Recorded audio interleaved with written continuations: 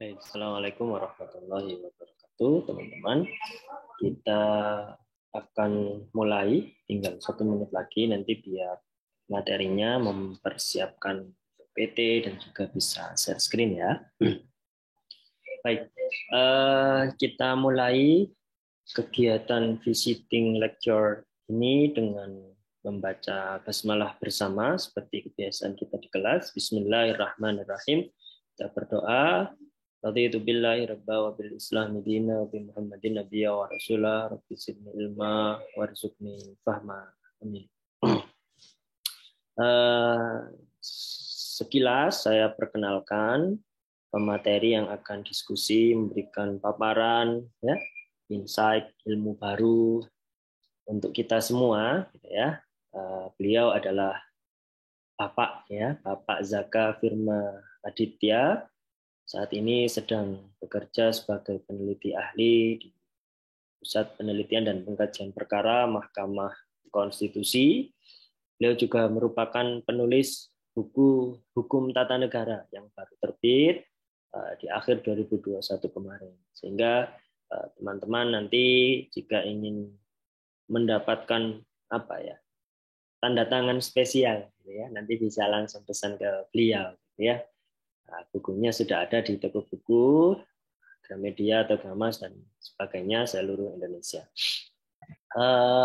Saudara Zaka Firma Aditya ini merupakan alumni sekaligus mahasiswa berprestasi dari Fakultas Hukum Universitas Negeri Semarang, UNES, kemudian melanjutkan S2 di Universitas Airlangga dan insya Allah S3 di Universitas Pajajaran Bandung, gitu ya. Jadi sekolahnya sudah di 3 provinsi, Jawa Timur, Jawa Tengah, dan juga Jawa Barat. Maka kepakaran, ya, gagasan, ide sangat kita butuhkan, sangat kita nantikan untuk memperkaya pemahaman kita tentang konstitusi. Sehingga topik dari PPT yang akan beliau sampaikan pada pagi menjelang siang hari ini adalah juga berkaitan dengan konstitusi, seperti dengan aktivitas, ya, kesibukan beliau sehari-hari di Mahkamah Konstitusi. Nanti kalau adik-adik mahasiswa ini ingin bertanya gimana caranya kerja di Mahkamah Konstitusi juga bisa banget, gitu ya. Syaratnya berapa, IPK-nya berapa juga banget, boleh. Ya, jadi nggak harus tentang apa yang akan kita bahas di mata kuliah Hukum Tata Negara ini. Bagi yang kelas hari ini, presensinya sudah saya buka. Untuk yang kelas besok dan hari Jumat, nanti di harinya nanti baru bisa otomatis terbuka, ya. Silakan untuk yang hari ini bisa diakses presensinya. Kalaupun terlewat, ya, nanti insya Allah akan saya hitung sebagai kehadiran. Dimohon partisipasi aktif dari teman-teman, ya, dari adik-adik mahasiswa untuk menyimak, mencatat, dan juga nanti mendiskusikan, ya, yang ingin ditanyakan dari beliau.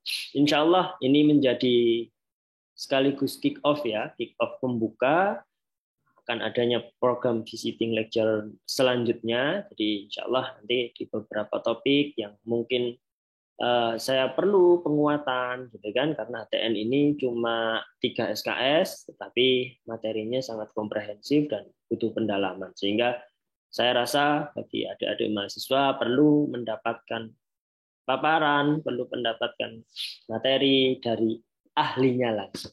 Tanpa berpanjang kali lebar, ya, nanti jadi volume, jadi bangunan. Saya berikan waktu dan layar kepada Bapak Zaka Firma Aditya. Silakan, bisa di-share screen. Baik. Suara saya terdengar? Terdengar. Oke. Baik. Terima kasih Pak Fatih, dosen yang luar biasa ini. Teman nongkrong saya dulu, sering makan tahu teh. Iya, suka ngopi kita, ya. Kalau nunggu kuliah gitu ya. Ya, tadi sudah perkenalan ya sama Pak Fatih. Di sini kemarin saya diundang oleh Pak Fatih untuk menyampaikan materi tentang konstitusi. Kebetulan saya baru saja menerbitkan buku tentang hukum tata negara, dan salah satu bagiannya adalah berkaitan dengan konstitusi. Itu ada di bab kedua, dan buku itu sudah sesuai sih dengan silabus yang ada di perguruan tinggi, sehingga kalau misalnya dari teman-teman mau membelinya bisa mendatangi di toko terdekat. Baik, saya set screen di sini ya terkait dengan materinya. Nanti setelah ini bisa di-share oleh Pak Fatih terkait materinya.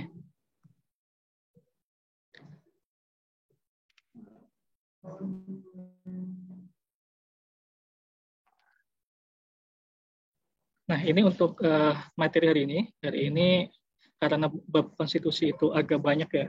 Kalau kita membedah itu sebenarnya bicara masalah konstitusi itu bisa enggak 3 SKS, bisa nyampe 6 SKS karena perbagiannya itu sangat penting. Nah, nanti kita mulai dari pengertian konstitusi itu seperti apa, kemudian sejarahnya bagaimana, kemudian sejarah di Indonesia-nya seperti apa. Kalau teman-teman tahu itu pasti konstitusi di Indonesia itu bermula dari UUD 45, kemudian ada UUDS, kemudian ada konstitusi RIS. Nah, sebelum Indonesia merdeka, ternyata juga ada konstitusi yang pernah dianut di Indonesia. Kemudian nanti kita akan membahas mengenai nilai dan klasifikasi konstitusi, kemudian perubahan konstitusi, dan yang terakhir adalah konvensi ketatanegaraan sebagai bagian dari konstitusi. Yang pertama berkaitan dengan pengertian konstitusi. Sebenarnya apa sih pengertian dari konstitusi?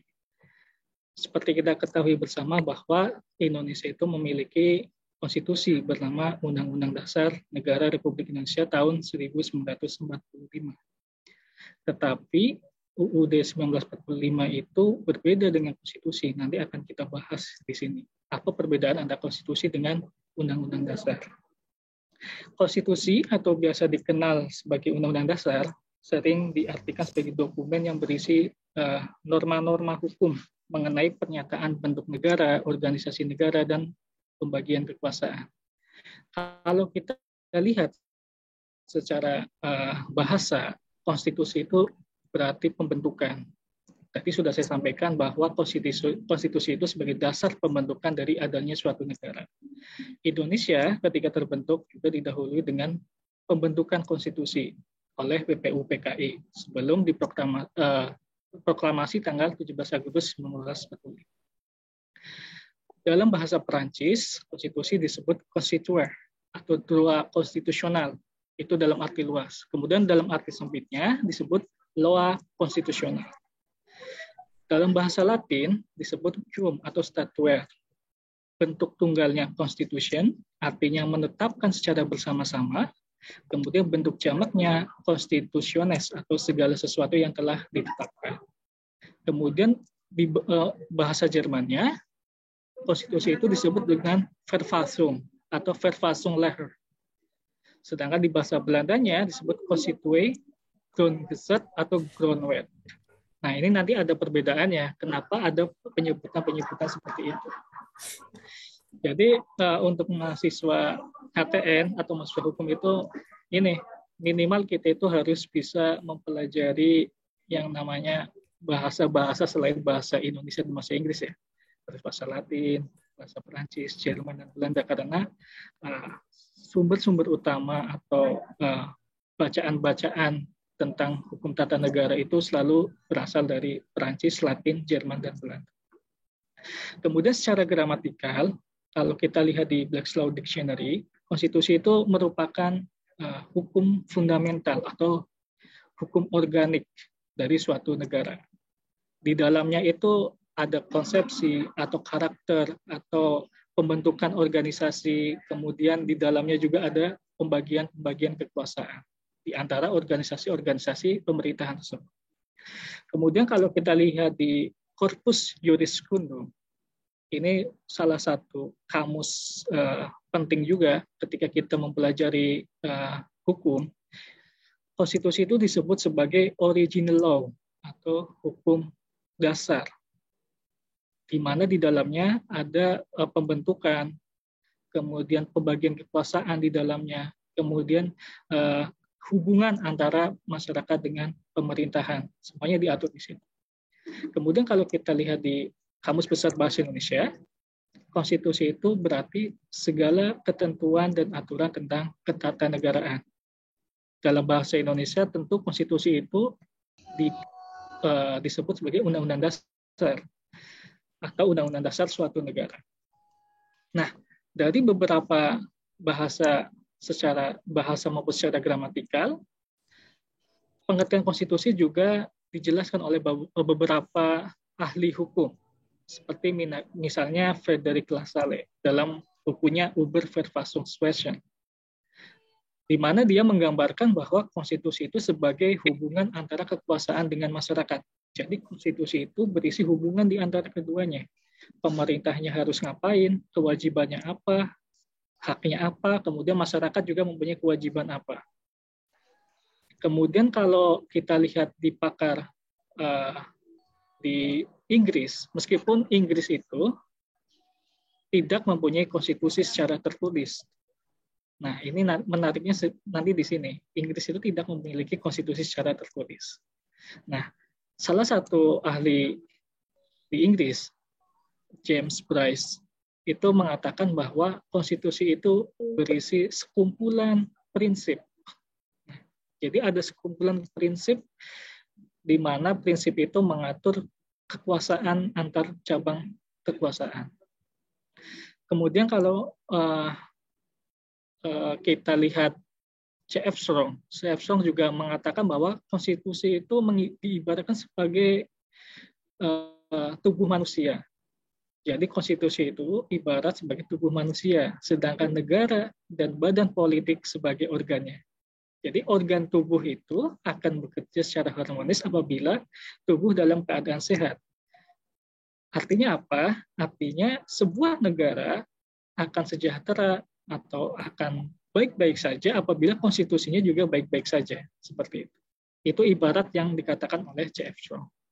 Kemudian kalau kita lihat pakar hukum lain, seperti misalnya Frederick dalam bukunya Constitutional Government and Democracy, Theory and Practice in Europe and America, dia mengatakan bahwa konstitusi itu berisi aturan mengenai batasan-batasan terhadap aktivitas yang diselenggarakan atas nama rakyat. Jadi sama, intinya adalah pembatasan kekuasaan. Kemudian kalau lihat lagi di bukunya Streichen, dalam bukunya Het Stadrecht van het Koninkrijk di Nederlanden, mengatakan bahwa konstitusi itu memuat garis-garis besar dan asas tentang organisasi-organisasi negara. Semuanya sama, kita lihat. Pengertiannya sama, konstitusi memuat garis-garis besar, kemudian pembatasan kekuasaan, kemudian hubungan antara masyarakat dengan pemerintahan. Kemudian kalau kita lihat lagi di buku yang lain, misalnya bukunya Bolingbroke, dalam bukunya Dissertation Upon Parties in Several Letters to Caleb de Avers, mengatakan bahwa konstitusi merupakan sekumpulan kaidah hukum yang mengatur institusi-institusi dan kebiasaan-kebiasaan. Nah, di sini ada tulisan kebiasaan-kebiasaan. Jadi, kenapa Inggris itu tidak mempunyai konstitusi secara tertulis? Karena di Inggris itu konstitusinya berdasarkan kebiasaan. Jadi nanti di sini ada pembedaan. Kenapa disebut konstitusi, kenapa disebut sebagai undang-undang dasar.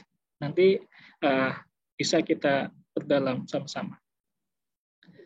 Nah, sebenarnya meskipun ada arah yang sama terkait dengan pengertian konstitusi, tetapi akan sangat sulit untuk mengartikan konstitusi secara lengkap.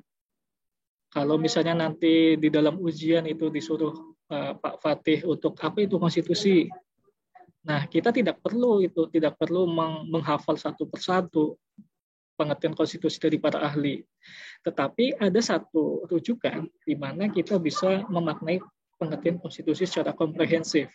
Ini pernah disampaikan oleh Mark Seven dan Gert van der Tang dalam bukunya Written Constitution Computerized Comparative Study. Jadi apabila ada pertanyaan mengenai konstitusi, maka jawabannya akan mengarah pada konten and material element. Jadi kalau misalnya teman-teman nanti di ujian ada pertanyaan apa itu konstitusi, jawabannya ini ada A, B, C, D, E, F, G, ada sekitar 7 jawaban. Konstitusi itu adalah hukum dasar suatu negara.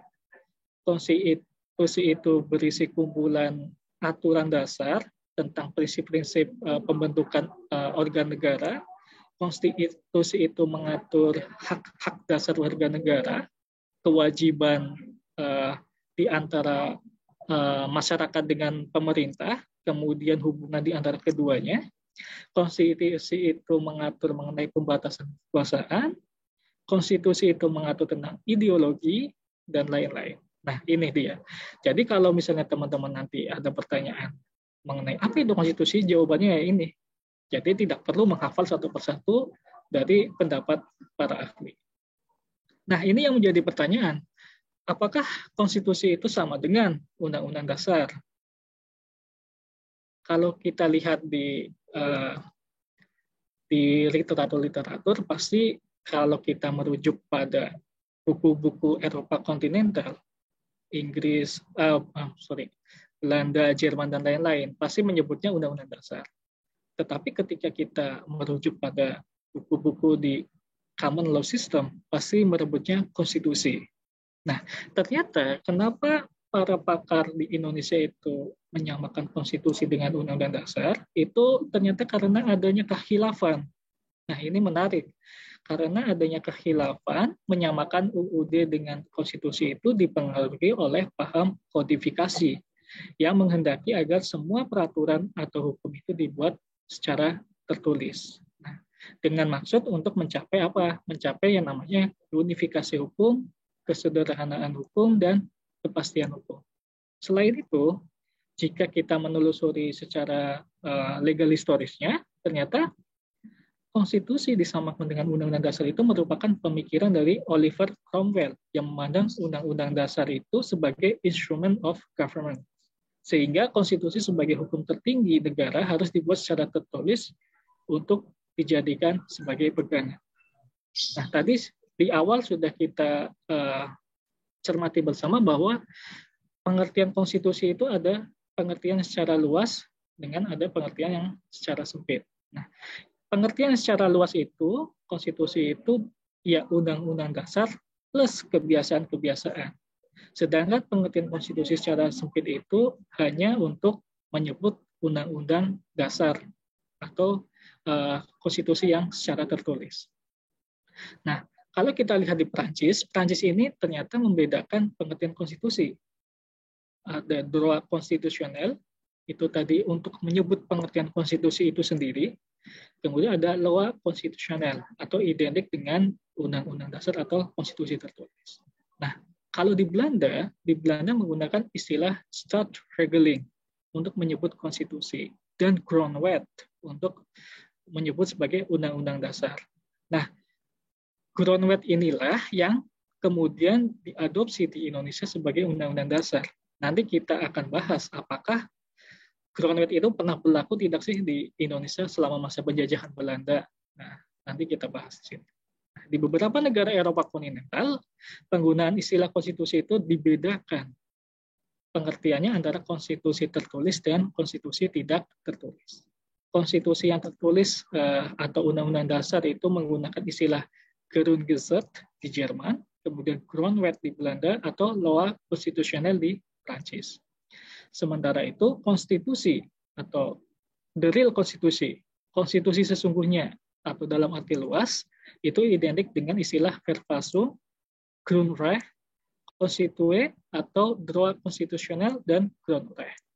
Nah, ini ada perbedaannya di sini. Nanti pasti ini keluar nih kalau di ujian. Sama Pak Fatih pasti dijadikan sebagai soal. Nah, dari sini mungkin ada pertanyaan.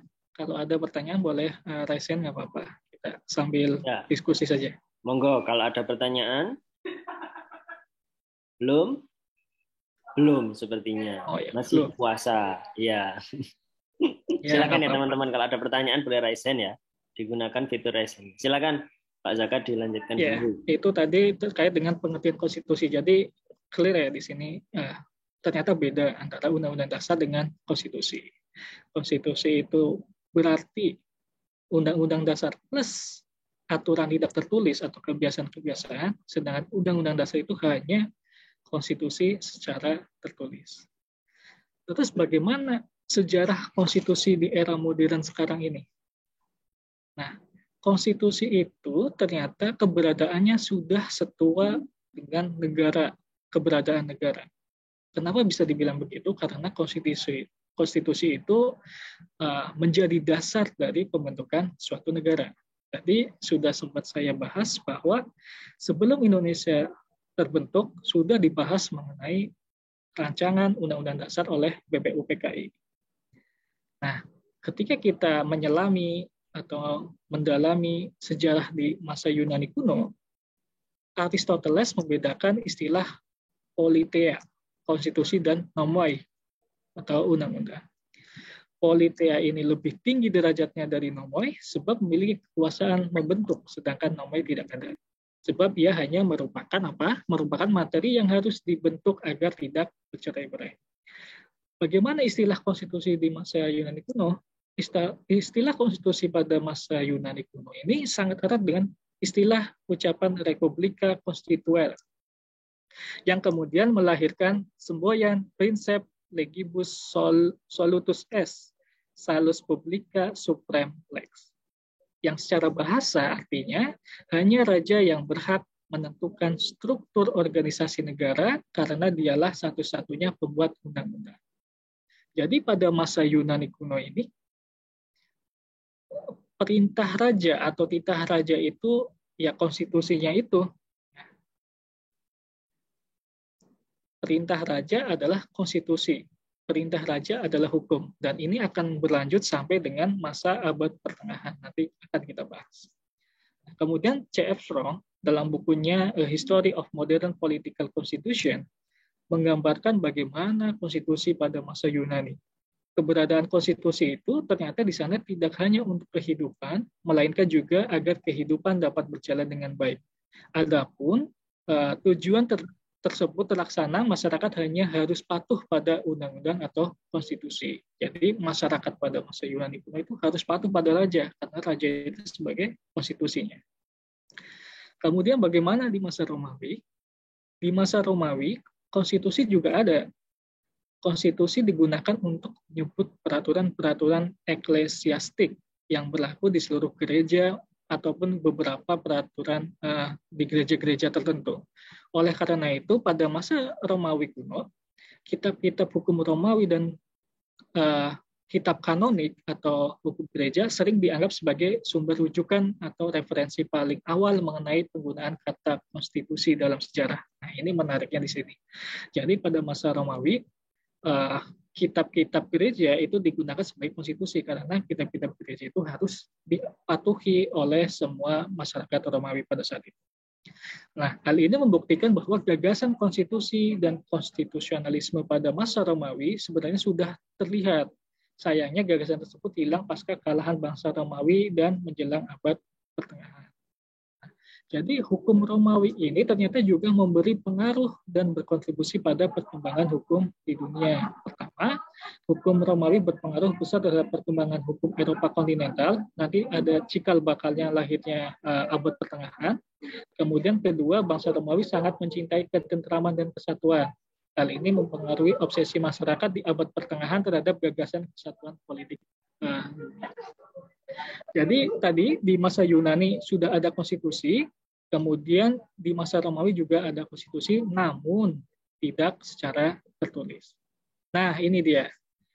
Konstitusi tertulis pertama di dunia ini, para ahli itu berpendapat bahwa konstitusi pertama itu sejak adanya yang namanya Piagam Madinah atau Konstitusi Madinah. Nah, Konstitusi Madinah ini merupakan konstitusi tertulis pertama dalam sejarah umat manusia. Bahkan jauh sebelum adanya Konstitusi of Clarendon di Spanyol maupun Magna Carta di Inggris. Jadi konstitusi sudah ada sejak masa Yunani, tetapi tidak tertulis. Dan konstitusi tertulis pertama ada di Madinah melalui Piagam Madinah. Piagam ini dibuat atas persetujuan bersama antara Nabi Muhammad dengan wakil-wakil penduduk Madinah pada tahun 622 Masehi. Ini jauh sekali sebelum adanya Magna Carta maupun revolusi Prancis maupun revolusi di Amerika Serikat. Nah, apa isinya? Piagam Madinah ini berisi 47 pasal yang menetapkan adanya kebebasan beragama, kebebasan menyatakan pendapat, keselamatan harta benda, dan larangan orang melakukan kejahatan. Jadi pada abad ke-7 ternyata sudah diatur konstitusi tertulis atau undang-undang dasar yang isinya sungguh sangat komprehensif, yang mengatur tidak hanya pembagian kekuasaan, tetapi adanya hak-hak fundamental warga negara seperti kebebasan beragama, kebebasan menyatakan pendapat, dan lain-lain. Nah, untuk abad pertengahan sendiri ini ditandai dengan adanya revolusi-revolusi di negara-negara misalnya Prancis maupun Inggris ya. Karena pada saat itu raja-raja di sana itu kan berkuasa secara mutlak. Bahkan ada ungkapan bahwa hukum itu ya rajanya itu. Raja itu ya hakimnya, ya sebagai seorang eksekutif, legislatif, yudikatif ada di tangan satu orang, yaitu di tangan raja. Bagaimana konstitusi di Inggris dan Prancis? Di Inggris itu tadi sudah saya bahas bahwa Inggris itu tidak memiliki konstitusi yang secara tertulis. Inggris juga sebenarnya tidak memiliki konstitusi, baik tertulis maupun dirumuskan. Tetapi Inggris itu mempunyai kebiasaan-kebiasaan yang dipandang sebagai konstitusi. Kerajaan Inggris itu merupakan salah satu sedikit negara di dunia yang tidak memiliki konstitusi tertulis. Jadi Inggris itu hanya memiliki apa yang dikenal sebagai konstitusi yang tidak dikodifikasikan. Kemudian di Prancis juga pada saat abad pertengahan itu muncul deklarasi hak manusia dan warga negara. Ini juga dianggap sebagai salah satu cikal bakalnya konstitusi di Prancis. Deklarasi ini merupakan hasil dari perlawanan terhadap kesewenang-wenangan dari Raja Louis ke-14. Para ahli justru menyebut konstitusi Amerika Serikat dan deklarasi Prancis inilah sebagai penanda awal mula berlakunya konstitusi modern. Padahal kalau kita lihat tadi, sebenarnya konstitusi yang tertulis atau konstitusi modern itu sudah bermula sejak adanya Piagam Madinah. Tapi mungkin karena ahli Eropa ya, ahli Eropa yang berpandangan bahwa konstitusi Amerika di 1787 dan deklarasi Prancis inilah sebagai awal mula adanya konstitusi modern. Nah, kemudian bagaimanakah konstitusi di Indonesia? Ternyata di Indonesia itu sudah beberapa kali mengalami perubahan konstitusi. Tentu kita mengenal adanya Undang-Undang Dasar Negara Republik Indonesia tahun 1945 yang asli. Nah, Undang-Undang Dasar 1945 itu merupakan konstitusi Indonesia yang pertama. Dan menariknya lagi, kalau teman-teman itu berpandangan bahwa Undang-Undang Omnibus Law itu dipandang sebagai undang-undang yang super kilat, ada yang lebih super kilat lagi, yaitu pembentukan UUD 1945. Kenapa? Karena pembentukan UUD 1945 itu tidak lebih dari 1 bulan. Ini perlu diingat nih. Lebih kilat daripada Undang-Undang Omnibus Law. Draft UUD 1945 itu dibuat pada tanggal 29 Mei sampai dengan 16 Juni 1945. Itu kan tidak ada 1 bulan. Nah, itu oleh BPUPKI. Kemudian disahkan kurang dari 24 jam. Bedanya pada saat itu anggota PPKI itu meyakini atau sadar bahwa undang-undang dasar yang dibuatnya itu belum sempurna. Karena apa? Karena itu hanya sebagai syarat awal untuk pembentukan negara Republik Indonesia. Kemudian setelah adanya konferensi meja bundar, konstitusi Indonesia berubah menjadi konstitusi RIS. Ini karena adanya kesepakatan bahwa negara Indonesia itu harus menjadi negara serikat. Nah, ini ada perbedaan di sini. Dalam Undang-Undang Dasar 1945, penyebutannya adalah UUD 1945. Tetapi ketika masa pemerintahan RIS, penyebutannya adalah Konstitusi RIS. Nah, ini menurut teman-teman bagaimana ini? Kenapa ada perbedaan seperti itu? Ini nanti bisa ditanyakan ke Pak Fatih. Insya Allah Pak Fatih bisa menjawab. Kenapa UUD 45 itu menggunakan frasa Undang-Undang Dasar, tetapi pada masa RIS menggunakan istilah konstitusi. Atau jangan-jangan nanti ini menjadi soal ujian juga ini. Nanti teman-teman bisa mencarinya sendiri. Kemudian konstitusi RIS tidak bertahan lama, hanya setahun, karena pada saat itu pemerintah Indonesia itu kembali lagi kepada NKRI. Kemudian pada saat itu Presiden Soekarno memerintahkan untuk membuat Undang-Undang Dasar terbaru, yaitu UUDS 1950. Ini hanya bersifat sementara karena pada saat itu masih dalam masa transisi. Yang disuruh membuat siapa? Yang disuruh membuat itu adalah konstituante, Majelis Konstituante. Tetapi setelah 2,5 tahun Majelis Konstituante bersidang, tapi tidak juga disahkan Undang-Undang Dasar terbaru tersebut, makanya muncullah Dekret Presiden 5 Juli tahun 59, yang salah satunya menyatakan bahwa kembali ke UUD 1945 dan pembubaran konstituante. Nah, UUD 1945 ini sekarang sudah mengalami 4 kali amandemen. Nah, nanti ada salah satu pembahasan mengenai yang namanya perubahan konstitusi. Nah, apakah Indonesia itu mempunyai konstitusi lagi sebelum merdeka? Ini kalau kita lihat di buku-buku manapun sebetulnya tidak pernah dibahas. Apakah ada beberapa konstitusi yang dianut di Indonesia sebelum Indonesia merdeka? Ternyata ada. Yang pertama, Indonesia itu sebelum merdeka itu memiliki konstitusi yang bernama Regeling Reglement atau RR. RR ini merupakan peraturan pemerintah yang memiliki kedudukan setingkat Undang-Undang Dasar. Nah, menariknya di sini. Di sini peraturan pemerintah dijadikan sebagai konstitusi Hindia Belanda. Nah, ini kan secara ilmu hukum tidak dibenarkan harusnya. Karena peraturan pemerintah itu posisinya bahkan harusnya di bawah undang-undang. Tetapi pada masa Hindia Belanda, Regeling Reglement ini dijadikan sebagai Undang-Undang Dasar Pemerintah Hindia Belanda. Apa isinya? RR ini berisi peraturan umum yang dijadikan sebagai peraturan dasar yang dibuat oleh Raja atau Ratu Belanda bersama parlemen untuk mengatur pemerintahan daerah jajahan di Hindia Belanda. Nah, RR ini merupakan amanat dari pasal 59 ayat 1, ayat 2, dan ayat keempat Grondwet Belanda. Jadi, pembentukan RR ini merupakan amanat langsung dari Undang-Undang Dasar Belanda yang menyatakan bahwa raja mempunyai kekuasaan tertinggi atau daerah jajahan dan harta kerajaan di bagian dari dunia. Nah, menariknya lagi, kalau Undang-Undang Dasar itu dijadikan sebagai hukum tertinggi, nah ini kan RR ini peraturan pemerintah. RR ini diundangkan melalui Statlet 1855 nomor 2. Jadi lucu lagi, RR itu ternyata diundangkan.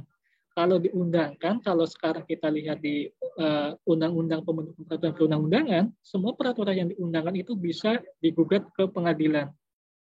Nah, makanya harusnya saat itu ini RR ini bisa nih, kalau misalnya sudah ada Mahkamah Konstitusi, bisa ini digugat di Mahkamah Konstitusi. Tapi ini kan dulu kan belum ada. Menariknya lagi, peraturan pemerintah ini, Regeling Reglement ini, diamandemen sebanyak 4 kali. Dan di sana diatur mengenai organisasi-organisasi negara, antara lain Gubernur Jenderal, Parlemen, Mahkamah Agung, Pengawas Keuangan, kalau sekarang itu BPK, kemudian ada Dewan Pertimbangan Agung. Jadi peraturan pemerintahnya ini menjadi super prioritas ketika itu. Nah, setelah RR selesai, waktu itu Grondwet Belanda mengalami amandemen. Kemudian ada perintah untuk membentuk Undang-Undang Dasar baru. Makanya pada saat itu dibentuklah yang namanya Indische Staatsregeling atau IS. Kalau teman-teman belajar pengantar hukum Indonesia atau pengantar ilmu hukum pasti mengenal namanya IS. Nah, IS ini pada dasarnya merupakan undang-undang dasar yang mengatur tata negara dan pemerintah Hindia Belanda. Ini berlaku pada 1 Januari 1926 sebagai pengganti dari RR tadi karena adanya perubahan Grondwet Belanda. Nah, pembentukan peraturan di Hindia Belanda ini dilakukan oleh pemerintah Belanda bersama dengan parlemen. Jadi baik itu Indische Staatsregeling maupun RR itu dibentuknya antara pemerintah dengan parlemen, sama seperti yang ada di Indonesia. Kalau kita membentuk undang-undang pasti antara pemerintah dengan parlemen. Nah, kalau teman-teman belajar pengantar hukum Indonesia, IS ini memuat adanya pembagian golongan untuk masyarakat Hindia Belanda sebagaimana diatur dalam pasal 163 IS. Ini biasanya diajarkan ketika teman-teman itu kuliah hukum perdata. Nah, apa saja golongannya? Ada golongan Eropa, golongan Timur Asing, golongan pribumi atau bumi putra.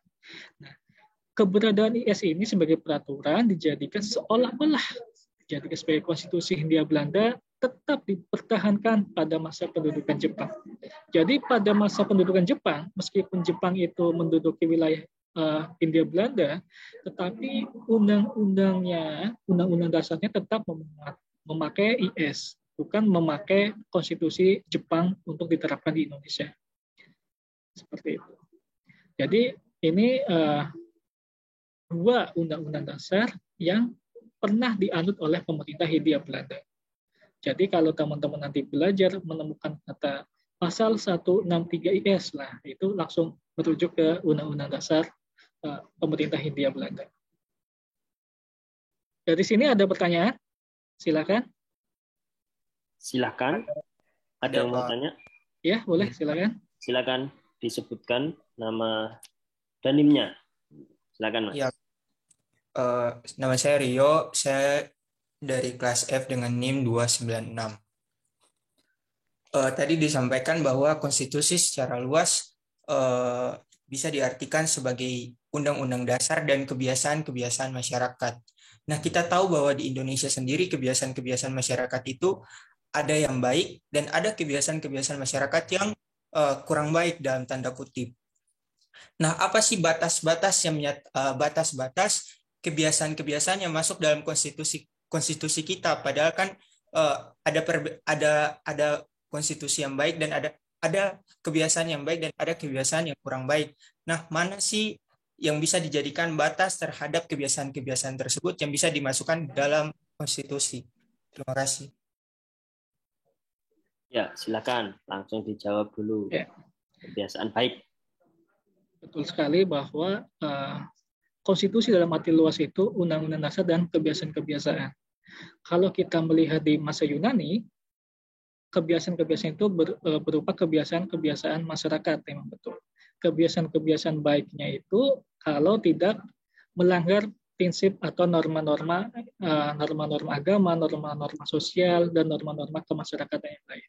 Tetapi nanti kalau di Indonesia, karena Indonesia itu memiliki konstitusi setelah era modern, bukan kebiasaan-kebiasaan masyarakat, tetapi kebiasaan-kebiasaan ketatanegaraan. Nanti akan kita bahas di ujung. Nanti ada beberapa kebiasaan-kebiasaan yang itu merupakan bagian dari konstitusi. Seperti misalnya nanti ada 100 hari kerja. Ya, itu merupakan kebiasaan-kebiasaan ketatanegaraan yang tidak diatur di dalam aturan tertulis, tetapi diterima oleh masyarakat atau oleh pemerintah secara luas tanpa adanya paksa. Nanti akan kita bahas di bab konvensi ketatanegaraan. Gitu ya? Iya, Pak. Terima kasih. Ya, pertanyaannya terlalu prospektif. Bagus sekali. Nah, kalau nggak ada lagi saya lanjutkan ya. Nah, sekarang klasifikasi konstitusi. Konstitusi itu ada berbagai macam bentuknya. Ada berbagai macam klasifikasinya. Kalau ini teman-teman nanti bisa untuk mengklasifikasikannya sendiri. Pertama ada konstitusi tertulis atau bernaskah dan konstitusi tidak tertulis atau tidak bernaskah. Konstitusi tertulis itu tadi, Undang-Undang Dasar, udah banyak, hampir semua negara di dunia itu memiliki konstitusi tertulis. Kemudian ada konstitusi tidak tertulis, tidak bernaskah, itu contohnya ada di Inggris, karena Inggris tidak mempunyai konstitusi yang secara tertulis. Kemudian ada konstitusi fleksibel dan konstitusi yang rigid. Dikatakan fleksibel itu apabila proses pengubahannya itu dilakukan secara mudah, dikatakan rigid kalau proses perubahannya itu secara sulit. Nanti akan kita bahas. Kemudian ada konstitusi derajat tinggi dan konstitusi derajat rendah.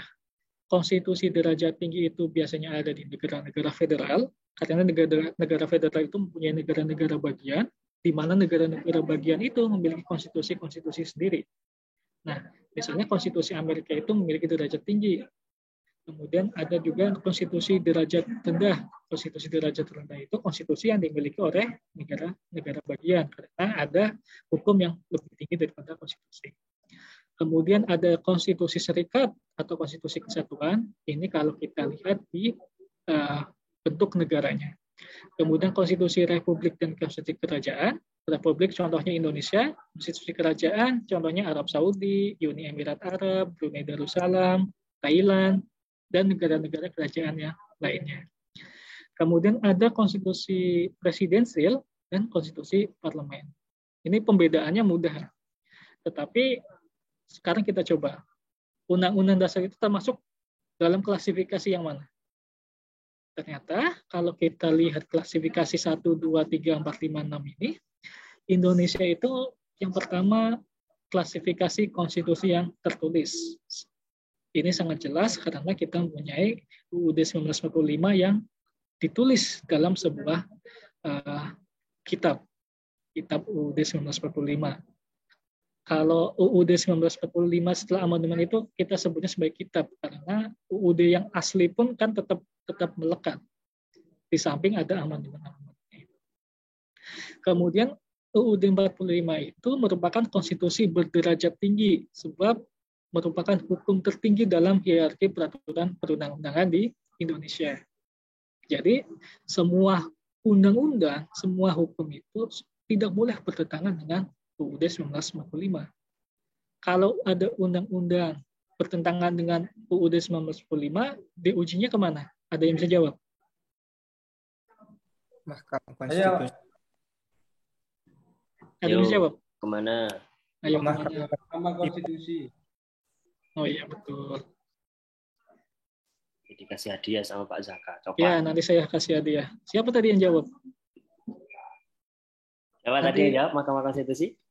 Siapa tadi yang jawab? Iya, Pak. Nanti Pak Fatihah nyatet. Ya, siap. Enggak. Nah, kemudian yang kedua, UUD 1945 itu ternyata konstitusi negara kesatuan. Ini jelas ya, karena Indonesia itu merupakan negara kesatuan, negara NKRI, bukan negara federal atau serikat. Kemudian konstitusi Indonesia itu termasuk dalam klasifikasi konstitusi presidensial, karena Indonesia itu menganut sistem presidensial, bukan presidensial ya, presidensial.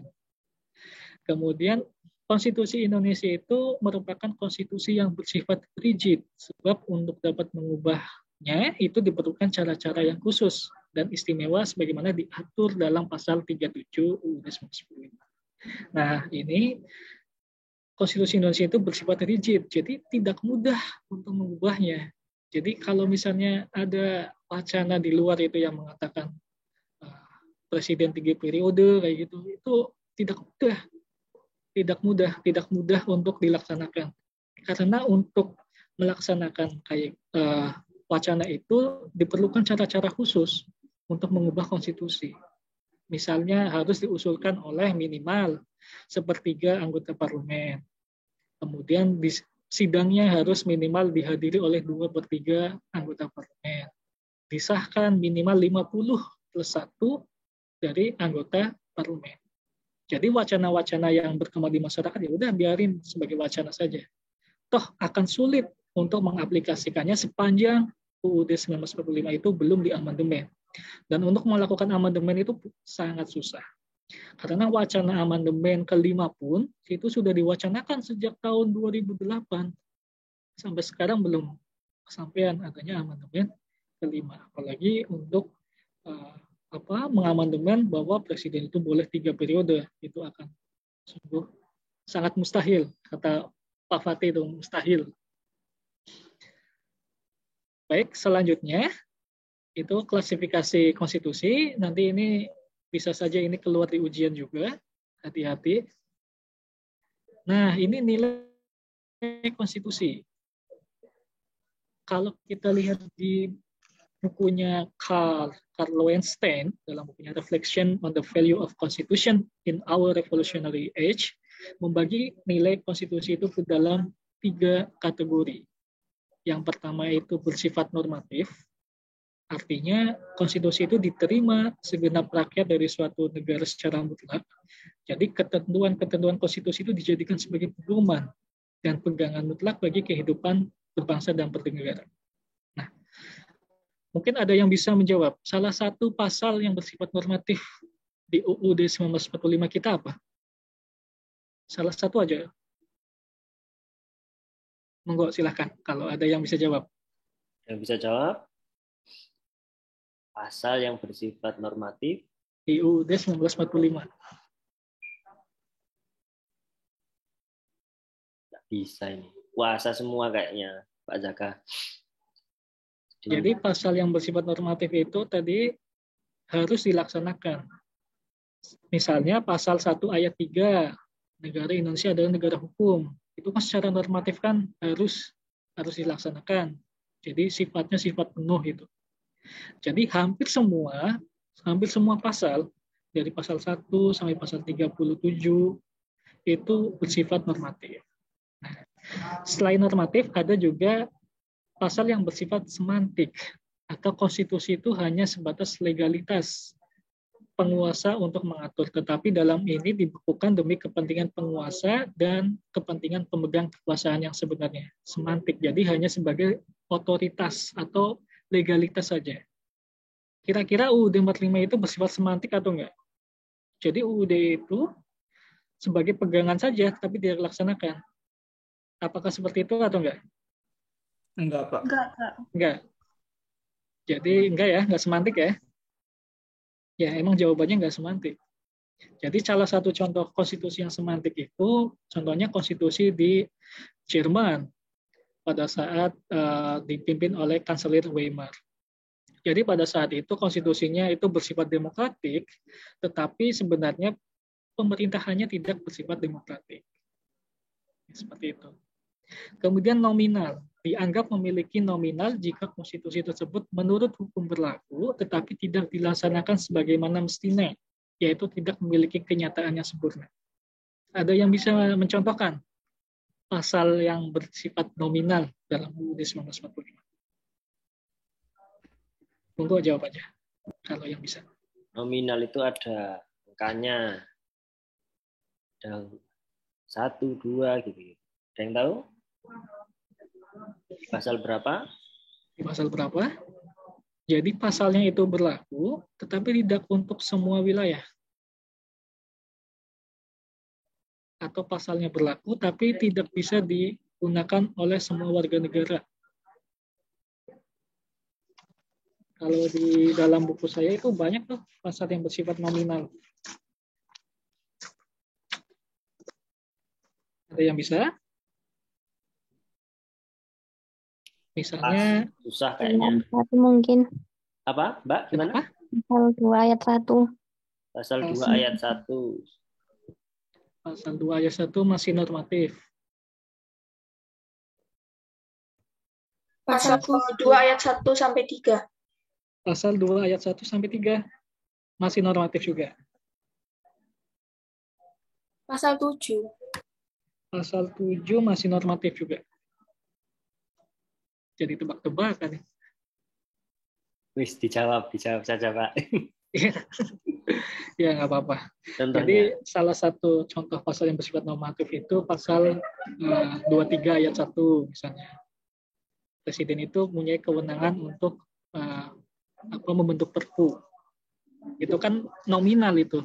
Karena untuk membentuk perpu itu kan harus ada kondisi-kondisi yang harus dipenuhi terlebih dahulu, misalnya dalam keadaan bahaya dan lain-lain. Kemudian pasal 28 tentang HAM itu juga bersifat nominal. Karena apa? Karena HAM-nya itu meskipun di situ ada kebebasan untuk berpendapat, tetapi tidak dilaksanakan secara sempurna oleh pemerintah karena masih banyak sekali pendapat-pendapat yang dibungkam oleh pemerintah. Kemudian contoh lainnya yang bersifat nominal itu pasal 33 ekonomi tentang sumber daya alam, itu juga bersifat nominal. Karena pada kenyataannya memang tidak dilaksanakan. Kenyataannya bukan untuk sebesar kemakmuran rakyat, tapi sebesar-besar kemakmuran para pemegang saham atau para investor.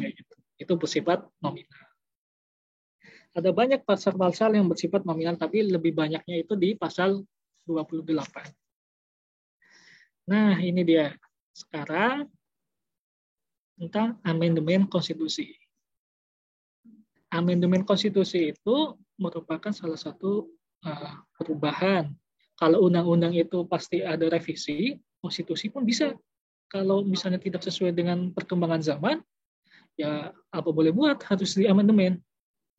Waktu Indonesia masa reformasi itu kan pernah ada 4 kali amandemen. Salah satunya membentuk dari amandemen itu terbentuklah sebuah lembaga kehakiman baru bernama Mahkamah Konstitusi. Nah, teman-teman ada yang tahu nggak kira-kira negara mana yang sering gonta-ganti konstitusi, sering mengamandemen konstitusi? Coba, kalau misalnya ada yang tahu. Ayo, dicoba negara mana?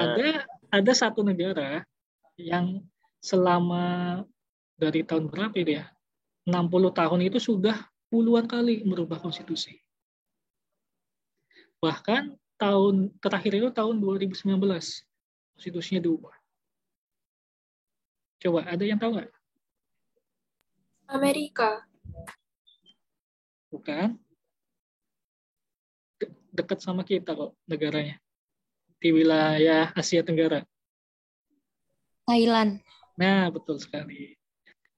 Jadi Thailand itu selepas masa monarki absolut, jadi monarki absolut kemudian menjadi monarki konstitusional, itu kerap sekali bergonta-ganti konstitusi. Sampai dengan tahun 2022 ini sudah 21 amandemen konstitusi. Dan di tahun 2022 ini sedang dibahas amandemen konstitusi yang ke-22. Sungguh luar biasa. Jadi teman-teman nanti kalau misalnya mau skripsi atau penelitian, jangan sekali-kali membahas masalah konstitusi Thailand. Karena mungkin saat ini menarik dan menarik untuk teliti, tapi nanti 2-3 tahun lagi mungkin diganti lagi, jadi tidak menarik lagi bahan bacaannya seperti itu. Itu perlu dihindari. Nah, kalau kita lihat di Oxford Dictionary, amandemen itu berarti perubahan kecil atau perbaikan yang dilakukan pada dokumen atau undang-undang baru yang diusulkan. Kalau kita lihat di Webster Dictionary, amandemen itu sebagai tindakan mengubah atau untuk hasil yang lebih baik.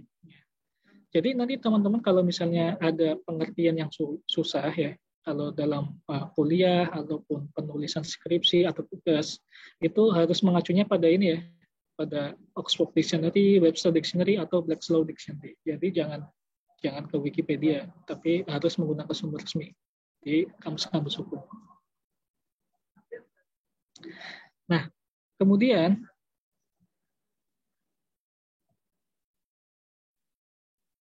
bagaimana cara mengubah konstitusi?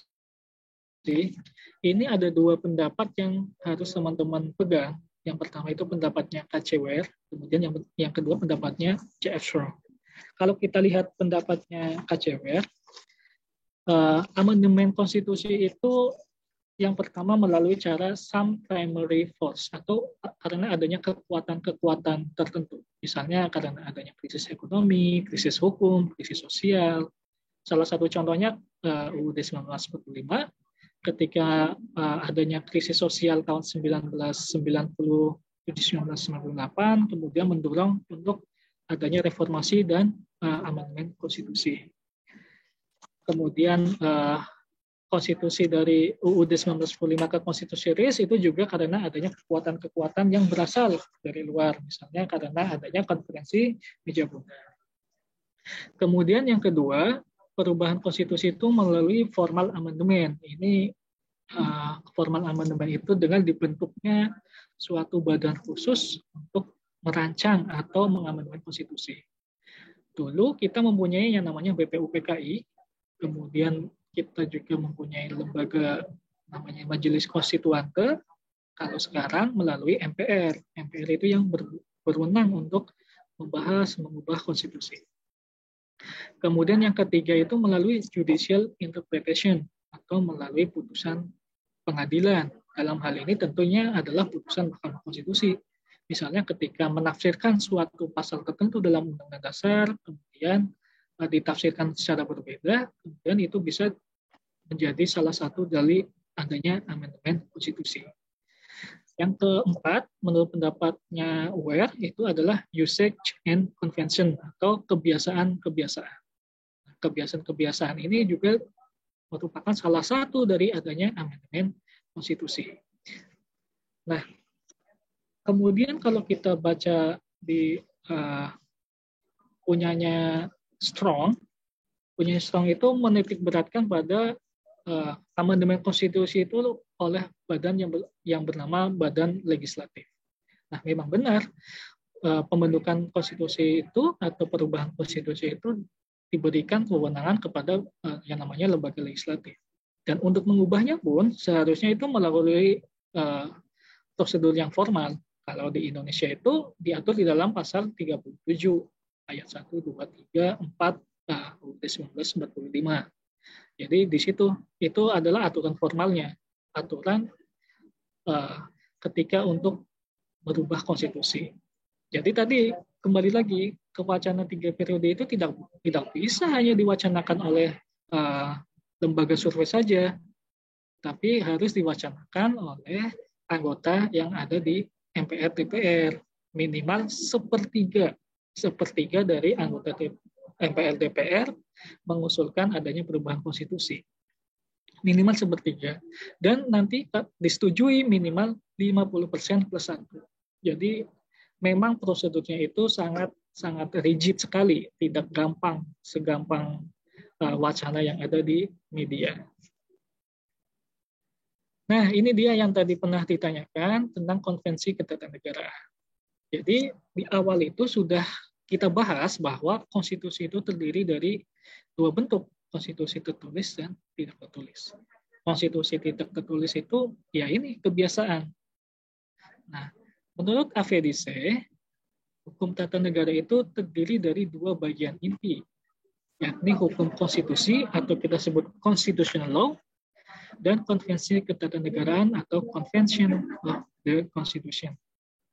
Hukum konstitusi terdiri dari undang-undang di bidang ketatanegaraan, putusan hakim dan adat, sedangkan konvensi ketatanegaraan itu merupakan praktik-praktik yang berlaku dan dihormati dalam kehidupan kenegaraan walaupun tidak dapat disebut sebagai pelanggaran jika tidak dilakukan. Jadi kebiasaan-kebiasaan itu kalau misalnya tidak dilakukan bukan dianggap sebagai pelanggaran. Itu bedanya konstitusi tertulis dengan tidak tertulis. Nah, ternyata Indonesia pun selain memiliki aturan tertulis dalam bentuk UUD 1945, ternyata juga memiliki kebiasaan-kebiasaan yang sampai saat ini dipraktikkan. Nanti kita lihat. Nah, ini dia. Ini menyambung pertanyaan tadi ya. Jadi ada beberapa konvensi ketatanegaraan Indonesia itu yang masih sampai sekarang itu masih dilaksanakan. Misalnya kita memiliki konvensi ketatanegaraan yang pertama itu adanya persetujuan Wakil Presiden Republik Indonesia dengan Badan Pekerja yang menjadi maklumat Wakil Presiden nomor 10 tanggal 16 Oktober tahun 45 tentang tugas KNIP sebagai lembaga parlemen. Jadi konvensi ketatanegaraan ini sudah pernah dipraktikkan bahkan pada tahun 1945 pada awal-awal Indonesia berdiri. Kemudian ada juga maklumat pemerintah nomor 14 November 1945 tentang pertanggungjawaban menteri kepada KNIP. Kemudian ini adalah konstitusi yang sampai saat ini kita kebiasaan ketatanegaraan yang sampai saat ini kita laksanakan, yaitu pidato kenegaraan presiden di hadapan sidang DPR setiap tanggal 16 Agustus. Jadi satu hari menjelang 17 Agustus biasanya kita akan melihat pidato pertanggungjawaban Presiden Republik Indonesia. Kalau dulu itu waktu zamannya Pak Habibie pernah sekali pidato pertanggungjawabannya itu ditolak oleh parlemen karena Pak Habibie itu pada saat itu melepaskan provinsi Timur Timur. Nah, ini juga di setiap tanggal 16 itu biasanya presiden kita itu memakai pakaian adat nih kalau sekarang. Nah, ini merupakan salah satu dari konvensi ketatanegaraan. Bisa saja mungkin nanti ya ketika tahun 2024 kemudian Pak Jokowi sudah tidak menjabat, kemudian diganti presiden baru tersebut ketika tanggal 16 juga memakai pakaian adat. Bisa saja seperti itu, karena itu sudah menjadi konvensi ketatanegaraan. Nah, di samping ini ada juga beberapa konvensi ketatanegaraan lainnya yang sampai saat ini masih dipraktikkan. Yang pertama, penyampaian penjelasan terhadap RAPBN oleh Presiden yang dilaksanakan setiap minggu pertama bulan Januari. Jadi, 1 minggu setelah tahun baru, Presiden maupun menterinya atau Menteri Keuangan itu menyampaikan penjelasan terhadap RAPBN. Kemudian adanya Menteri Negara Non-Departemen dalam praktek ketatanegaraan pada zaman pemerintahan Orde Baru. Nah, ini menarik. Dulu pada saat Orde Baru itu ada yang namanya Menteri Negara Non-Departemen. Padahal kalau kita lihat di pasal 17 ayat 3 UUD 1945 maupun Undang-Undang Kementerian Negara, sebenarnya tidak diatur adanya Menteri Negara Non-Departemen. Karena menteri itu memang harus memimpin departemen, bukan non-departemen. Nah, ini menarik juga. Dan ini sampai sekarang juga sempat kita tetap dilaksanakan juga, karena ini sudah menjadi konvensi ketatanegaraan. Jadi, kalaupun tidak dilaksanakan itu tidak dianggap melanggar, kalau dilaksanakan juga nggak apa-apa. Itu yang namanya konvensi ketatanegaraan. Kemudian ada juga konvensi ketatanegaraan yang lain, yaitu ketetapan MPR nomor 1 tahun 1983 tentang mempertahankan UUD 1945 dan diperkenalkannya referendum dalam sistem ketatanegaraan Republik Indonesia. Nah, kita itu pernah sekali melakukan referendum. Ada yang tahu referendum dalam perkara apa? Sekedar pengetahuan. Yo, referendum apa? Pecah akhirnya. Nah, udah ada clue-nya tuh dari Pak Fatih. Pecah jadi negara baru. Pecah dari negara baru. Timur. Nah, betul sekali. Lalu kita pernah melakukan referendum di Provinsi Timur Timur. Dan pada saat itu ternyata 60% lebih penduduk Provinsi Timur Timur itu menyatakan untuk membentuk negara baru. Yang namanya sekarang adalah Timur Leste. Tempat kelahirannya Raul Lemos. Iya, Pak Fatih. Betul kan ya? Ya, betul. Betul kan? Nah, kemudian ada konvensi ketatanegaraan yang lain, yaitu foto presiden dan wakil presiden di kantor pemerintahan. Nah, ini nggak diatur nih. Nggak ada aturan foto presiden dan wakil presiden itu di kantor pemerintahan. Kemudian di mana lagi? Di sekolahan. Itu nggak ada aturannya. Nah, ini menjadi konvensi ketatanegaraan karena sudah dilakukan sejak zamannya Soekarno, ya udah dilaksanakan terus sampai saat ini. Makanya harusnya kalau misalnya ini kan konvensi ya, kebiasaan. Jadi kalau misalnya ada sekolah yang tidak memajang foto presiden dan wakil presiden, seharusnya ya jangan dicemooh karena itu konvensi. Kalau tidak dilaksanakan bukan pelanggaran juga. Seperti itu. Kemudian adanya program 100 hari kerja untuk mengevaluasi jalannya pemerintahan. Ini juga merupakan salah satu konvensi ketenagaran. Kalau kita lihat pemerintahan baru yang baru dilantik biasanya 100 hari masa kerja. Nah, itu akan disorot tuh 100 hari apakah sudah berhasil, program kerjanya seperti apa, janji kampanyenya seperti apa, itu dalam 100 hari masa kerja. Dan ini bukan merupakan suatu norma tertulis, tapi hanya sebatas konvensi atau kebiasaan-kebiasaan yang terus dilakukan hingga saat ini. Nah, cukup sekian materi bab konstitusi pada hari ini. Ini semua sudah terangkum secara sistematis di buku saya. Nanti kalau misalnya teman-teman pengen baca ya silahkan bisa dicari sendiri. Tapi kalau enggak ya nggak apa-apa. Karena bagian dari konstitusi ini kalau di buku-buku lain itu masih masih belum banyak perubahan. Makanya kemarin ketika kita menulis itu ya ini harus ya sedetail mungkin gitu. Termasuk nanti kita memperkenalkan juga adanya konstitusi yang dianut pemerintah Hindia Belanda sebelum Indonesia merdeka, yaitu Reguling Reglement dan IS. Dan itu menjadi salah satu teori baru karena kalau di buku-buku yang lain belum ada. Demikian Pak Fatih. Iya. Mungkin ada pertanyaan bisa dilanjut. Terima kasih Pak Zaka ya. Alhamdulillah.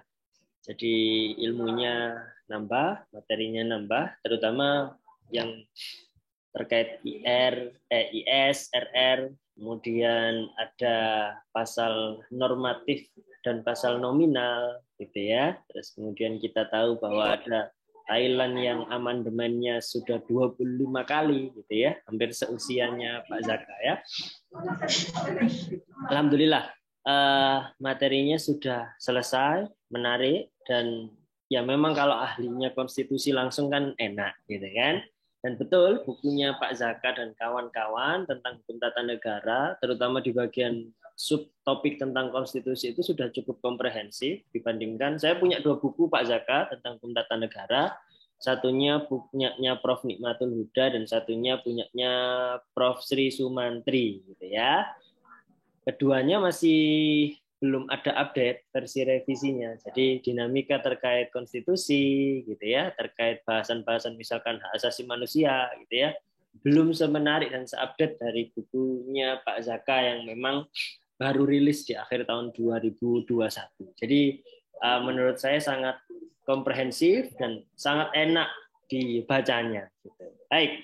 Silakan teman-teman, adik-adik mahasiswa, bagi yang ingin bertanya, mendiskusikan. Tadi baru 1 orang ya yang tanya, Mas Rio Ramadhani tadi tentang kebiasaan ya, kebiasaan baik yang gimana yang tidak yang boleh menjadi bagian dari konstitusi. Tadi sudah sempat dijawab. Silakan, baru 1 orang yang raise hand. Monggo, Mas. Ya, terima kasih Pak Fatih. Serio. Dan tadi nanya tim 296 dari kelas F. Salah satu asas dari penegakan hukum adalah asas salus populi suprema lex esto, di mana keselamatan rakyat adalah hukum yang tertinggi. Di tengah pandemi seperti ini, apakah memungkinkan konstitusi itu dilanggar dengan alasan bahwa ada keselamatan rakyat yang merupakan hukum tertinggi tersebut yang perlu untuk didahulukan, sehingga apakah memungkinkan untuk melanggar konstitusi, Pak? Misalnya, saya beri contoh, Profesor Mahfud MD juga pernah mengatakan bahwa konstitusi itu bisa dilanggar loh. Lah saat ini misalnya pada saat terjadi pandemi seperti ini, anggaran-anggaran yang diatur dalam konstitusi itu bisa diubah sedemikian rupa, misalnya untuk kepentingan rakyat yang lebih banyak dan lain-lain sebagainya, dan itu tidak masalah karena akses tadi, Pak. Apakah hal tersebut memungkinkan, Pak? Terima kasih. Oke, terima kasih, Mas. Nah, 1 dulu atau Tampung aja, tampung. Ditampung? Tampung dulu. Ditampung. Ya, silakan, Mas. Ini ada 2 orang nih. Mas-mas, mbak-mbaknya saya tunggu ya. Ada 2 orang yang sudah. Silakan, siapa duluan? Monggo. Izin bertanya, Pak. Ya, Ya, Saya silakan. Abdullah Cahya dengan NIM 175 dari kelas D. Izin bertanya tentang sebuah pasal itu bisa dikatakan normatif, semantik, nominal itu seperti apa, Pak? Terima kasih. Baik, terima kasih terkait definisi nominal, semantik, dan juga normatif. Ya, selanjutnya silahkan, Mas. Ada 2 lagi. Izin bertanya, Pak. Ya, silahkan. Saya Adrian Magumilang, NIM 281 dari kelas F. Saya pernah baca bahwa konstitusi itu berfungsi untuk membatasi kekuasaan negara, gitu, Pak. Dan tadi dijelaskan bahwa di masa Yunani kuno itu perintah raja merupakan konstitusi seperti itu. Nah, bukannya itu absolutisme dan di mana perintah raja itu bisa sewenang-wenang seperti itu, Pak. Dan itu sangat bertentangan dengan fungsi dari konstitusi itu sendiri, Pak. Nah, itu bagaimana, Pak? Terima kasih. Terima kasih, Mas. Ya, ketua kelas dari masing-masing kelas nanti tolong dicatat ya nama NIM yang sudah bertanya. 3 dulu, Pak Zaka. Saya khawatir nanti lupa karena ternyata banyak yang tanya. 2 orang di lower hand dulu, Mas, yang sudah selesai tanya ya. Yang belum tanya tetap di raise hand. Silakan Pak Zaka, yang pertama dari Mas Rio tadi. Silakan. Terkait dengan pelanggaran terhadap konstitusi. Kalau kita lihat di dalam hierarkinya, konstitusi itu merupakan hukum tertinggi. Makanya ada yang namanya supremasi konstitusi, atau konstitusi itu dijadikan sebagai sumber hukum. Apakah bisa dilanggar? Jawabannya tentu tidak, karena itu sebagai hukum tertinggi. Tetapi ketika masa pandemi, ada beberapa hak-hak yang bisa dilanggar karena alasan keselamatan. Misalnya hak untuk berpendapat itu bisa dilanggar, hak untuk berserikat itu bisa dilanggar, hak untuk berkumpul itu bisa dilanggar. Jadi bukan konstitusinya yang dilanggar, tetapi hak-hak fundamental yang diatur di dalam konstitusi. Apakah hak-hak fundamental yang diatur di konstitusi itu boleh dilanggar? Boleh. Karena pasal 28 itu meskipun berisi mengenai hak-hak dasar warga negara, tetapi kita juga harus membaca pasal 28J dari Undang-Undang Dasar 1945. Di situ ada yang namanya pembatasan hak sepanjang tidak hak-hak itu wajib dihormati sepanjang tidak bertentangan dengan hak norma agama, kesusilaan, dan lain-lain. Itu merupakan salah satu pembatasan terhadap hak-hak fundamental warga negara di masa pandemi.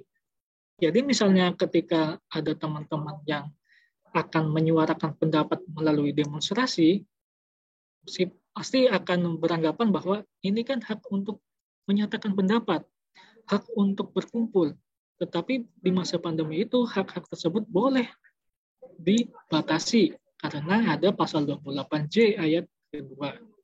Nah, terkait dengan tentang keuangan tadi, memang benar bahwa keuangan di masa pandemi itu, apalagi dengan keluarnya Perpu nomor 1 tahun 2020 itu kan secara otomatis bahwa keuangan negara itu difokuskan untuk masa pandemi, untuk keselamatan. Nah, itu betul, emang bagus. Dan itu emang tidak melanggar hak.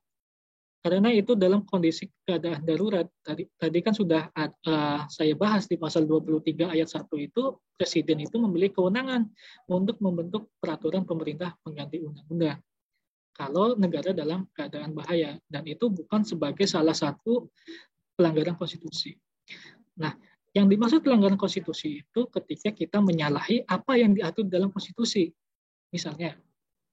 Misalnya presiden itu 2 periode, kemudian menginginkan 3 periode tanpa adanya amandemen konstitusi. Nah, itu termasuk dari pelanggaran konstitusi. Ada lagi, misalnya negara Indonesia itu adalah negara Kesatuan Republik Indonesia, NKRI. Kemudian secara sewenang-wenang ataupun melalui undang-undang dikatakan bahwa kita itu membentuk suatu negara serikat, atau misalnya ada suatu pemerintahan di provinsi tertentu misalnya memproklamasikan diri menjadi sebuah negara, itu pelanggaran terhadap konstitusi. Jadi ada batasan-batasannya.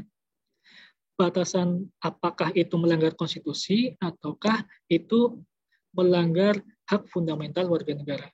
Kalau di masa pandemi sekarang ini, yang difokuskan itu tentu terkait dengan yang namanya pelanggaran terhadap hak fundamental warga negara, karena HAM di masa pandemi itu pasti dibatasi untuk keselamatan warga negara.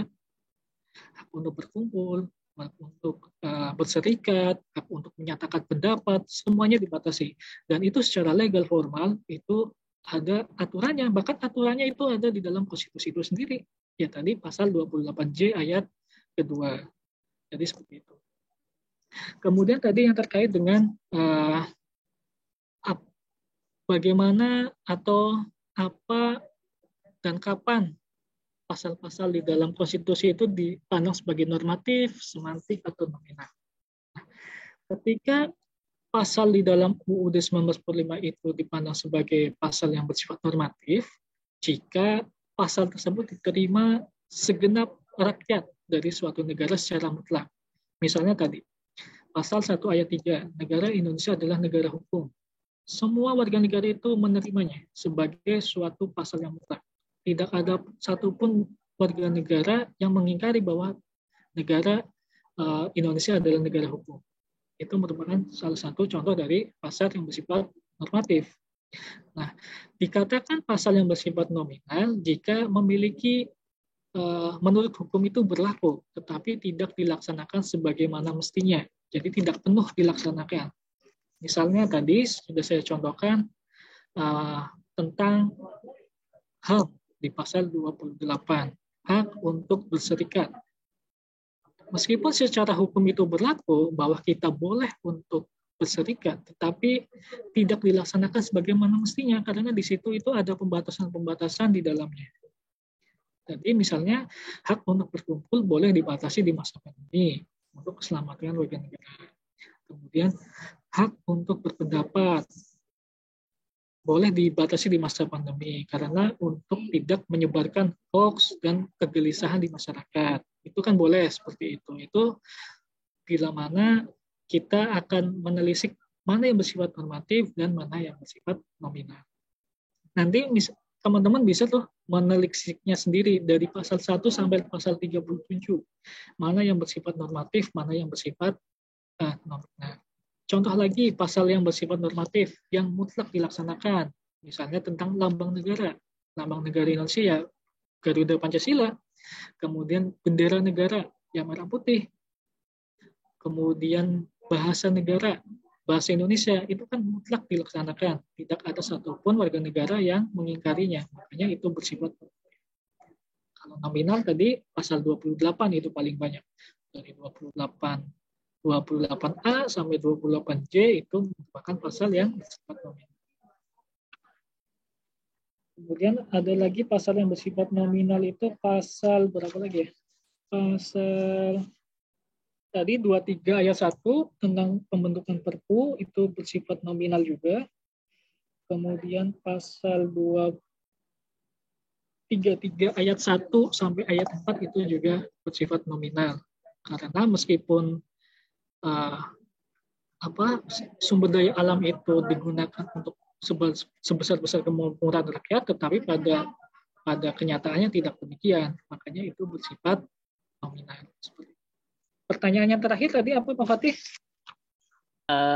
Pertanyaan terakhir tadi apa ya? Gimana tadi Mas? Yang terakhir?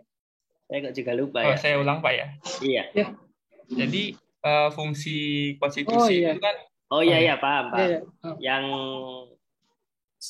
sabda raja itu loh, seperti teorinya Terhar itu loh. Iya. Silakan. Ya. Jadi memang betul pada saat masa Yunani kuno bahkan hingga saat Romawi kuno, raja itu sebagai konstitusi atau sabda raja itu mutlak harus dilaksanakan. Makanya pada saat itu konstitusinya kan konstitusi tidak tertulis, karena sabda raja kan bisa apa saja. Misalnya pada hari ini raja memerintahkan untuk membunuh perdana menterinya. Nah itu sabda raja, berarti harus dilaksanakan. Nah, pembatasan kekuasaan baru ada ketika atau pasca adanya revolusi industri. Revolusi di Inggris misalnya, dengan adanya penyataan HAM, hak asasi masyarakat di Inggris, itu pada saat itu membatasi kekuasaan raja dari yang namanya monarki absolut ke monarki konstitusional. Jadi raja itu harus tunduk pada konstitusi, bukan masyarakat harus tunduk pada raja, tapi raja harus tunduk pada konstitusi. Itu dengan adanya perjanjian. Kemudian ada revolusi di Perancis. Revolusi di Perancis itu juga di situ muncul adanya pembatasan dengan adanya pernyataan HAM masyarakat di Perancis. Nah, pada saat itu juga kan muncul yang namanya filsuf-filsuf yang menggagas adanya pembatasan kekuasaan, misalnya Montesquieu, kemudian ada siapa lagi itu? Ada separation of power, ada distribution of power, itu kan merupakan salah satu dari yang namanya pembatasan kekuasaan. Jadi pada saat itu raja itu dibatasi oleh kekuasaan yang diatur di dalam konstitusi. Nah, itu merupakan cikal bakal dari adanya konstitusi modern. Jadi di konstitusi masa Yunani kuno maupun Romawi kuno memang belum diatur adanya pembatasan kekuasaan. Baru sebatas bahwa konstitusi itu mutlak harus dilaksanakan. Tetapi pasca adanya revolusi industri, revolusi di Inggris, di Prancis, Amerika, hingga sekarang ini, pembatasan kekuasaan sudah dimasukkan di konstitusi. Di Indonesia juga pembatasan sudah dimasukkan di dalam konstitusi. Jadi kekuasaan presiden itu tidak tak terbatas. Masih pernah dengar kayak gitu kan? Jadi kekuasaan presiden itu sangat terbatas. Jadi tidak tak terbatas. Seperti itu. Terima Pak Fatih. kasih. Oke. Tadi yang pertama, pertanyaan Mas Dio itu mungkin bukan pelanggaran ya, atau bukan kemudian sesukanya menafsirkan konstitusi, tapi mungkin lebih dikenal dalam hukum administrasi negara itu asas diskresi ya, Fries Hermansen ya. Jadi seorang pejabat negara boleh bertindak kalau memang belum ada aturan. Undang-undang kita kan, undang-undang dasar ya, konstitusi kita kan belum bisa memprediksi adanya corona ya. Yang bisa itu cuma The Simpsons ya, kartun The Simpsons gitu bisa. Ya, jadi nggak ada di konstitusi kita, maka Prof. Mahfud mungkin bilangnya boleh dilanggar konstitusi, tapi maksudnya adalah asas Fries Hermansen. Nanti teman-teman kita tanyakan di mata kuliah hukum administrasi negara. Itu asas yang memberikan kewenangan bagi pejabat negara untuk berbuat selama tidak bertentangan, gitu ya, tidak bertentangan. Tadi juga dijelaskan oleh Pak Zaka tentang derogable right dan non derogable right. Hak yang boleh hak asasi manusia boleh dibatasi, ada yang tidak boleh dibatasi. Ini juga nanti menjadi salah satu subbagian kita di mata kuliah HAM. Ada mata kuliah sendiri teman-teman nanti hukum dan HAM. Nah, termasuk nanti di HTN ini ada sedikit bahasan tentang hak asasi manusia juga. Oke. Masih sisa 2 orang, Pak Zaka masih ada waktu 8 menit ya sebelum 10.30. Kita usahakan on time ya. Silakan. Di chat dulu juga itu, Pak Fatih. Di chat ini dulu nih, yang raise hand dulu. Oh ya. Yang raise hand. Silakan Mas, siapa duluan tadi? Monggo. Ya, baik Pak, terima kasih atas kesempatannya. Ya. Jadi tadi kan Pak Jan kalau pasal 33 ayat 3 tentang sumber daya alam itu masuk nilai yang nominal. Emang benar apa namanya? Ya, cuma apakah bukan apa nih ya namanya? Lebih masuk dikategorikan dalam nilai semantik ya? Menurut saya lebih masuk dikategorikan dalam nilai semantik karena kita tahu bahwa sumber daya alam yang terkandung di dalam negeri ini banyak yang dikuasai oleh petinggi-petinggi negeri, bukan untuk kepentingan rakyat tapi untuk kepentingan pribadi. Kayak menteri-menteri kita sekarang ini punya lahan yang sekian beratus-ratus hektar untuk untuk usahanya sendiri. Seperti misalkan Freeport kan bukan dikuasai oleh negara, dikuasai oleh asing bahkan. Terima kasih. Iya, kita tampung dulu. Silahkan yang terakhir, Mbak Fatimah. Saya Fatimah Azara dari kelas D dengan NIM 178 ingin bertanya, menurut Bapak pribadi, apakah nilai konstitusi negara Indonesia jika melihat kondisi sekarang ini, apakah normatif, semantik, atau nominal? Soalnya menurut saya pribadi, realisasi atau implementasi dari konstitusi Indonesia saat ini belum berjalan dengan baik. Kita bisa lihat dari kasus-kasus keadilan hukum saat ini, di mana hukum runcing ke bawah, tumpul ke atas, nggak sesuai gitu sama konstitusi alinea keempat Undang-Undang Dasar yang menyinggung tentang keadilan sosial. Mohon maaf jika terdapat salah kata dari saya. Terima kasih Pak. Itu saja. Terima kasih Mbak Fatimah. Silakan Pak Zaka. Yang pertama tadi cuma tanggapan sih, Pak Zaka. Ini benar nggak nominal, bukannya semantik. Yang kedua terkait kondisi konstitusi keseluruhan. Nah, kalau ditafsirkan ini nominal, normatif, semantik, atau seperti apa? Pak Zaka punya waktu 6 menit dari sekarang. Sebelum selesai ini. Silakan, Mbak. Ya, yang pertama tadi pasal 33. Memang kalau kita lihat kondisi sekarang, memang lebih ke arah semantik ya. Memang benar.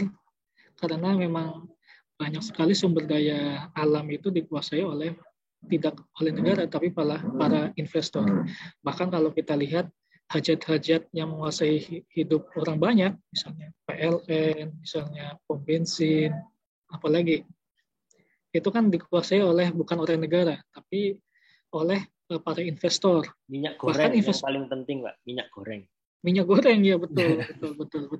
Nah itu mungkin nanti bisa menjadi masukan, dan nanti saya teliti lagi apakah memang pasal 33 itu memiliki nilai semantik.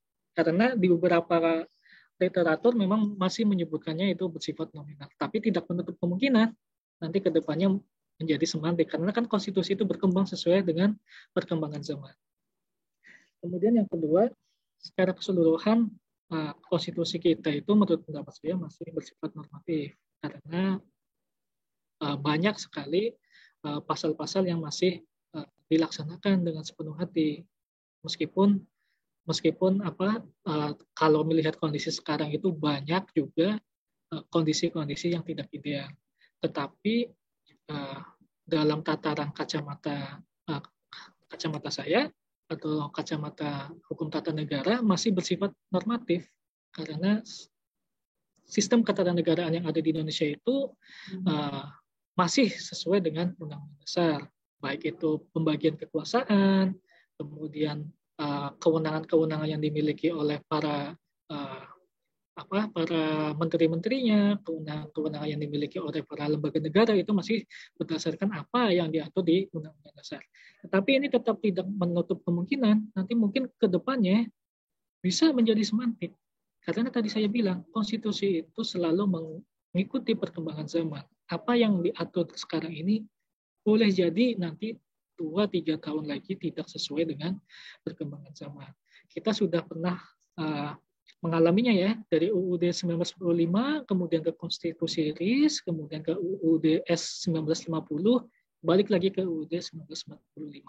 Itu merupakan bukti bahwa konstitusi itu mengikuti perkembangan zaman. Demikian juga dengan nilai yang terkandung di dalam konstitusi. Nah, ini yang terakhir tadi di chat itu, sistem ketatanegaraan Indonesia, apakah amandemen UUD 1945 bisa dilakukan judicial review? Amandemen itu merupakan salah satu dari yang namanya legislative review. Jadi ini perlu nanti dibedakan antara judicial review, legislative review, dan legislative review. Itu perlu dibedakan. Kalau judicial review itu berdasarkan mengujinya di pengadilan, UUD 1945 amandemennya, UUD itu tidak bisa dilakukan judicial review karena tidak ada satupun norma yang mengharuskan UUD 45 itu dilakukan judicial review. Kalau misalnya dilakukan judicial review, diujikannya atau dipertentangkannya dengan apa? Dengan Pancasila kah? Atau dengan norma yang bersifat universal? Nah, ini kan belum ada aturannya dan ini masih dalam tataran filosofis. Dan ini masih belum banyak juga yang membahas atau menulisnya. Yang bisa dilakukan adalah melalui legislative review. Inilah yang dilakukan oleh Majelis Permusyawaratan Rakyat. Jadi Majelis Permusyawaratan Rakyat itu sudah melakukan yang namanya legislative review terhadap UUD 1945 itu jauh sebelum MPR DPR di masa sekarang. Di masa tahun 2008 itu pernah dilakukan legislative review terhadap UUD 1945. Apakah perlu dilakukan amandemen kelima? Nah, amandemen kelima itu wacananya sudah 10 tahun yang lalu. Tetapi selalu saja muncul menjelang berakhirnya masa jabatan presiden yang kedua. Nah, itulah mereka masih melakukan legislative review. Apakah tetap akan amandemen atau tidak? Seperti itu, Pak Fatih.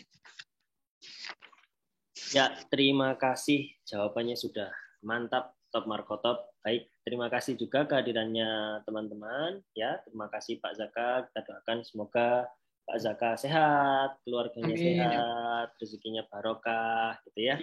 Dan studinya juga lanjut dengan lancar, bergelar dokter dalam waktu yang akan dekat. Amin, amin. Baik teman-teman dan Pak Zaka, karena sudah jam 10.30 pas ini ya, lebih 1 detik di jam saya, kita akhiri agenda visiting lecture kita pada kesempatan yang pertama ini dengan membaca hamdalah bersama-sama. Alhamdulillahirrabbilalamin. Alhamdulillahirrabbilalamin. Semurakan dengan doa Pak, mau tanya untuk absennya, Pak. La ilaha illa anta astaghfiruka wa atubu ilaik. Alafu minkum. Assalamualaikum warahmatullahi wabarakatuh.